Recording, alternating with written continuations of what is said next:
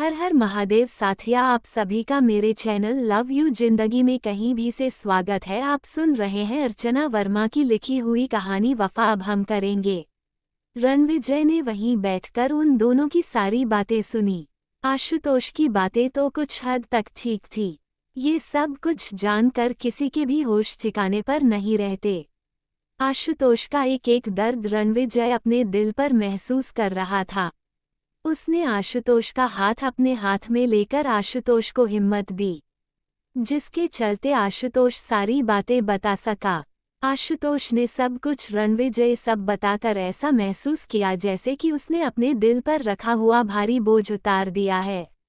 आशुतोष ने इन 2 सालों के बीच सुसाइड तक करने की कोशिश की थी। हर वक्त अपने परिवार को प्रथम प्राथमिकता देने वाला आशुतोष इस तरह से अपने परिवार के साथ धोखा नहीं कर सकता था। लेकिन अगर वह पैसों की निकासी नहीं करता और सारा सच सामने आ जाता तो शायद अधिराज जी इस झटके को नहीं बर्दाश्त कर पाते और ना ही नैना जी। इन्हीं सब बातों को सोचकर आशुतोष ने पैसे की जगह इन दोनों की जिंदगियों को महत्व दिया, अपने मासूम बच्चों के भविष्य को महत्व दिया। आशुतोष ने कभी भी शिवम और शिवांगी में कोई भेदभाव नहीं किया था, बल्कि शिवांगी बेटी होने के कारण उसकी ज्यादा ही लाडली थी। इतनी बड़ी सच्चाई के सामने आने से अभी तक तो केवल आशुतोष टूटा था। अगर मालिक के खिलाफ कुछ करता तो न केवल उसका परिवार टूटता, बल्कि पूरा राठौर ही टूट जाता। रणविजय के घर छोड़ देने के कारण रानावत पहले ही झटके में हिल रहा था, इसलिए वह चुपचाप वैसा ही करता गया जैसा कि उसे ईशांत मलिक कह रहा था। रणविजय घर छोड़ चुका था। आदित्य को इन सब चीजों से मतलब था ही नहीं। रणधीर जी अपने अलग ही दुख में डूबे हुए थे। अधिराज जी को अचानक से दिल की बीमारी उभर आई थी, तो आखिर वह अपने दिल की बात किससे बताता? कौन था उसे सही और गलत बताने वाला? मलिक के इस बिछाए हुए जाल से निकलने में उसकी मदद करने वाला? सब कुछ जब आगे बढ़कर जब उसी को ही संभालना था तो जैसे उससे संभव हो रहा था। वह अपनी पूरी कोशिश कर रहा था, पर अब मालिक की डिमांड काफी बढ़ गई थी। उसने रॉयल्स राजपूताना की जड़ों में चोट करना शुरू कर दिया था, जिसके झटके को आर्थिक नुकसान के रूप में सबसे पहले रणविजय ने महसूस किया था। और यही कारण था कि इन झटकों के जड़ को खोजते खोजते रणविजय आशुतोष तक आखिर पहुंच गया था। आशुतोष के आंखों से आंसू बह रहे थे। रणविजय ने अपने हाथों से आशुतोष के आंसू साफ किए। भाई, आप हमेशा हंसते मुस्कुराते और हंसाते हुए ही अच्छे लगते हैं। मैंने घर छोड़ा था भाई, आप लोगों को नहीं। एक बार भी तो मुझसे बताने की कोशिश भी की रहती, मैं तुरंत पहुंच आता। स्कूल में जब भी हम लोगों को सीनियर ने परेशान किया, हम तुरंत चिल्लाते थे आशुतोष भाई, और आप हमारे लिए खड़े होते थे।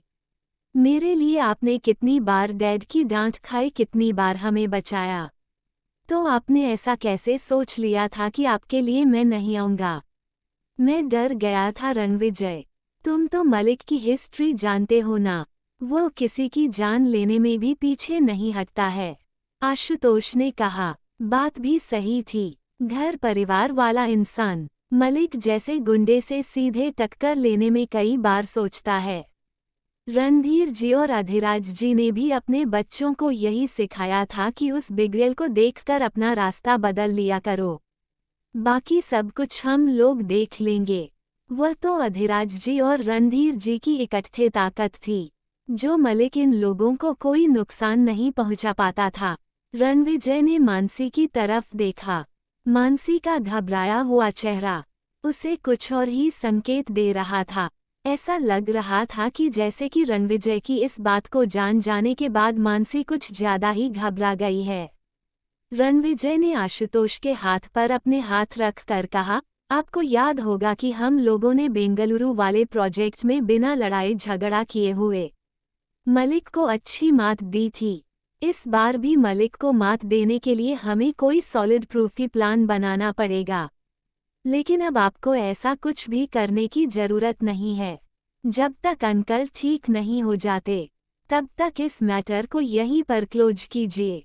मलिक का मैटर अब मैं देख लूंगा और ना ही अब आप एक भी रुपया उसे देंगे, पर वो हमारे वीडियोस को लिख कर देगा।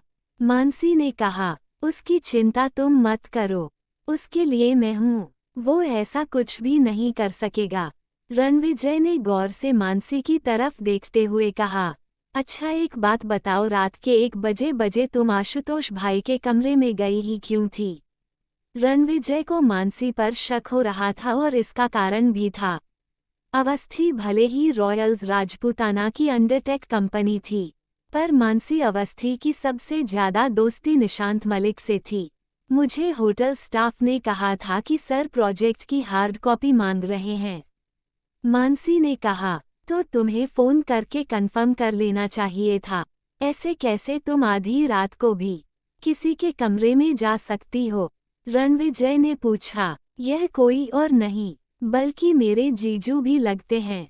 मानसी ने हल्के से चीर कर कहा, अच्छा बड़ी जल्दी याद आ गया कि भाई तुम्हारे जीजू भी लगते हैं, वरना अपनी बहन का घर अपने हाथों ही बर्बाद करने में तुम्हें तो 1 सेकंड का भी टाइम नहीं लगा। अभी भाई के साथ घर छोड़कर भाग रही थी ना? रणविजय को मानसी पर गुस्सा था। रणविजय, प्लीज स्टॉप दिस, हम पहले से ही काफी परेशान हैं, आशुतोष ने कहा। वह जानता था कि मानसी को रणविजय और आदित्य बिल्कुल नहीं पसंद करते। अनन्या की बहन होने के कारण मानसी घर में जब भी आती थी तो ये दोनों घर छोड़कर निकल लेते थे या फिर चारों में अच्छा खासा युद्ध शुरू हो जाता था।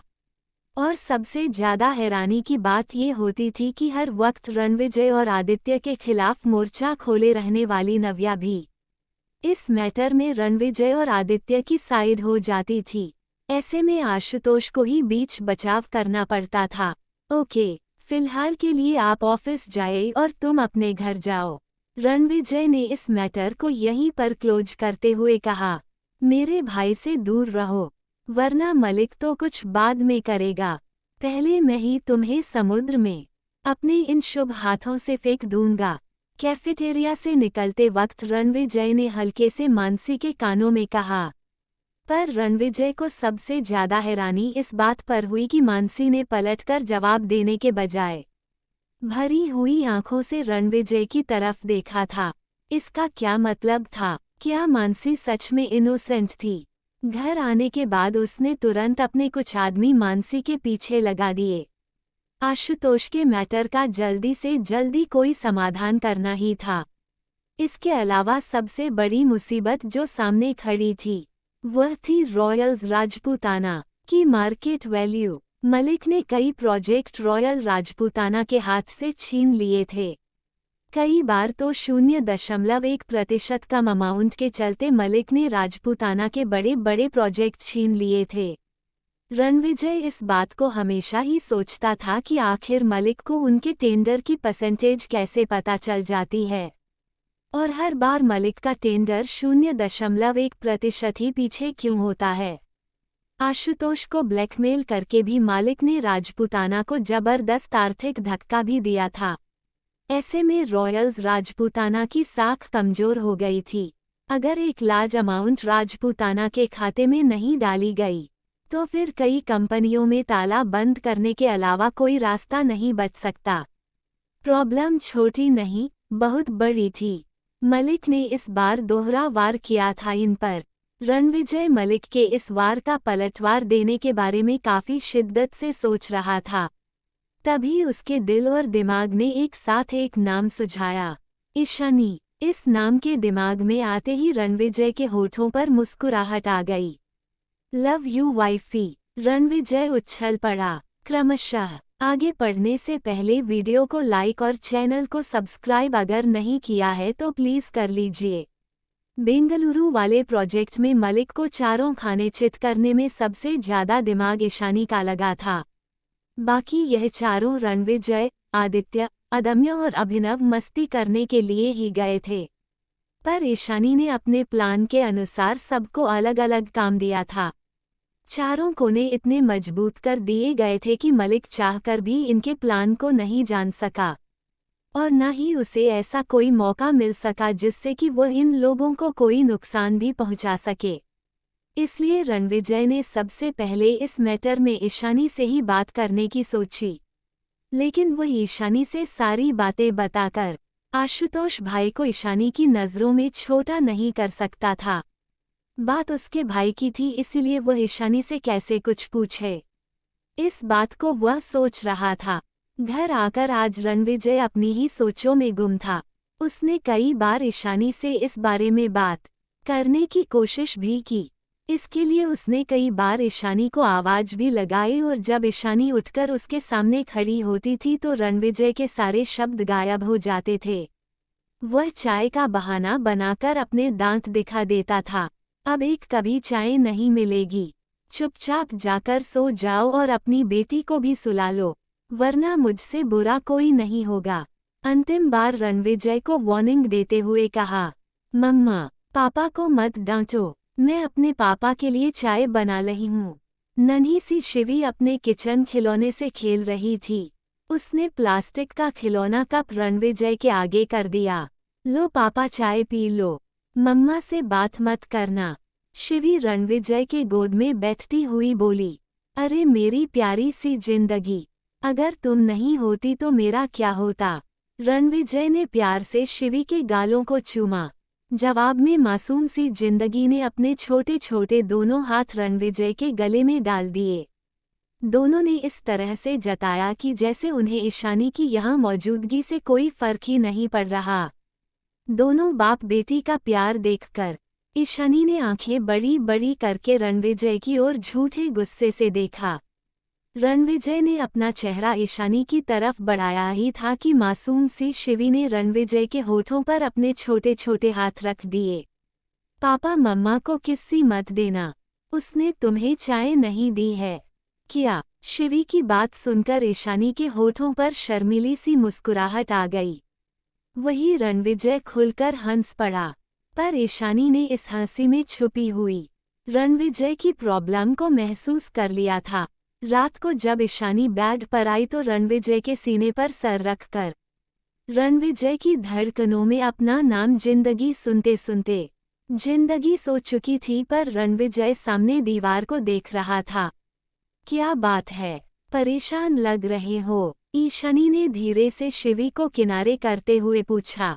अगर मान लो किसी ने तुमसे ये कहा कि मेरे किसी और लड़की के साथ संबंध है, तो तुम क्या करोगी? रणविजय ने ईशानी को गौर से देखते हुए पूछा।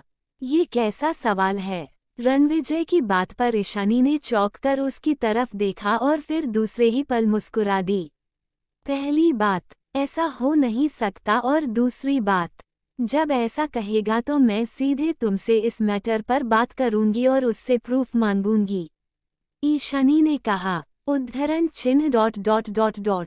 और मान लो मैंने स्वीकार नहीं किए और उसने ऐसे कुछ प्रूफ भी दिए तुमको जिससे कि उसकी यह बात सच साबित हो जाए, तब मैं अपने दिल की सुनूंगी, ईशानी ने आराम से शिवी को ब्लैंकेट से कवर करते हुए कहा।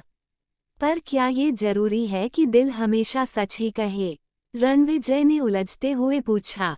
दिल हमेशा सही ही कहता है, बस दिमाग की दलीलों के आगे कभी कभी हार जाता है, ईशानी ने रणविजय को समझाते हुए कहा। ईशानी की बात सुनकर रणविजय ने समझने वाले अंदाज में सर हिलाया। हो गई तसल्ली, सो जाओ अब, ईशानी ने रणविजय के बगल में लेटते हुए कहा। पर क्या तुम्हें ऐसा लगता है कि दिल हर बार सही जवाब देगा? रणविजय ने ईशानी की तरफ करवट लेते हुए पूछा। रणविजय अभी तक उलझा हुआ ही था।